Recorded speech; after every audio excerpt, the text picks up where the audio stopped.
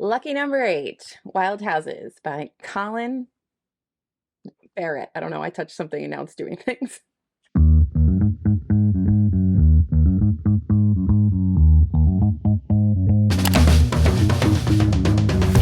Hello, book friends. It's Alyssa. Welcome back to the channel. Welcome back to Booker. Welcome back to another review. Hello, if you are new. There's a playlist down below. If this is the first review you are seeing, I'm reviewing every longlisted Booker book. I'm trying to get these all out as quickly as possible. I have 10 books done, so expect a couple more reviews to come out right after this pretty quickly, and then I don't know when the last 3 are going to come out. Subscribe. Wild Houses. I just want you to read. I just want to read to you the blurb on the front from Sally Rooney and how stupid it is. And I love Sally Rooney, but what is this? Did you write this? Did your assistant write this? Strange and beautiful. Neither of those things is this book. A book not just to read, but to live inside. Is this a different Sally Rooney? Did you just find a lady named Sally Rooney on the street and have her write this blurb? Also, Brandon Taylor calls this swift, tender, and honest. I mean, it was short, so I guess it is swift and it is honest, but it's also not terribly interesting. I really did not like this. I have some friends I have one friend in particular who really liked this, and I think it's just because they were starved for a very plotty book. And if you really want a plotty book on this Booker list, this is your book. This is the book with the most plot. Straightforward, to the point, beginning, middle, and end, action, happy, climax, fine. The problem is everybody ends up in exactly the same spot that they started in. There is the least satisfying plotty book that could exist on this list. Nothing happens to our characters. At the end of the day, nothing happens. This entire book is just like a giant circle jerk. Nothing happens. I don't know who's getting satisfaction at the end of this, but it's not me, the reader. We have like 2 groups of people in this poor working class Irish town where like a lot of people are leaving. I'm gonna forget a lot of people's names because I don't care about this book, so sorry, not sorry. Anyway, so at the very beginning, this kid named Doll gets kidnapped. Doll has a brother whose name I cannot recall. Doll has a brother.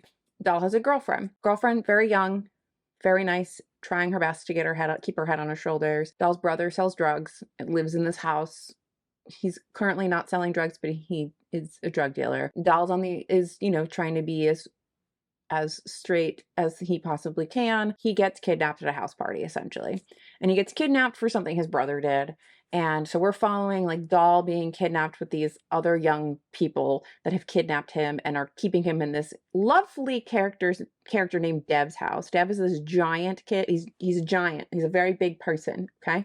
And he has a lot of anxiety. He's got issues. His mom's died. His dad is not exactly present. His dad exists as like some weird little way to thread a couple characters together. I love Dev, okay? I could do a whole book on Dev. More Dev, please. That would be an interesting book. Go deep into that if you want to talk about how like poverty affects people or like, I don't know, drugs, generational trauma. Like you could go so deep with Dev.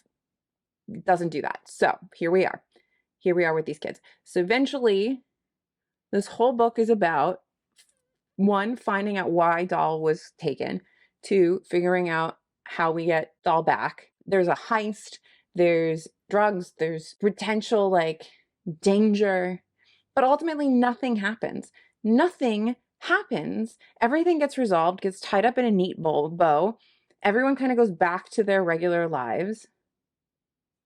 There's no real repercussions for anyone's actions.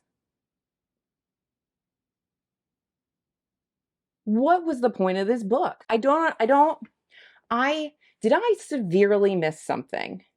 Please tell me in the comments, because there's maybe, but given the conversations I've had with my friends while reading this, except for the one person who seems to really freaking like this, what did I miss? What did I miss that would make Sally Rooney say she wants to live inside this book? Why? What does that mean? I don't get it. I don't get it at all. And perhaps is this like a quintessentially Irish thing that's just going over all of our heads? And that's the problem? But if it is, can we have why is it quintessentially Irish? what? I do not understand why this book is longlisted. Did you just need an Irish book on the list? Like, I'm not understanding why this is here. There were moments where I felt like this was going to be like some like play on Lock, Stock, and Two Smoking Barrels, but that's fun. That has consequences. That has action and tension and all this. This just exists as a book. There's a beginning, middle, end. You finish it. You're like, where did I, what did I spend all this time reading this for? What was the point? So I did not like this. Let me know your thoughts below, but I did not like this. Yes, it's finally a Booker book with a plot, but it's not even a good plot. Give me more tension. Give me like something. Give me a murder. Like give me something. But you give me nothing. So anyway, this is going to go down near the bottom of the list because that's where it belongs, in my humble opinion. So anyway, that's lucky number 8. Let me know your thoughts in the comments. Like and subscribe, and I'll see you in my next review.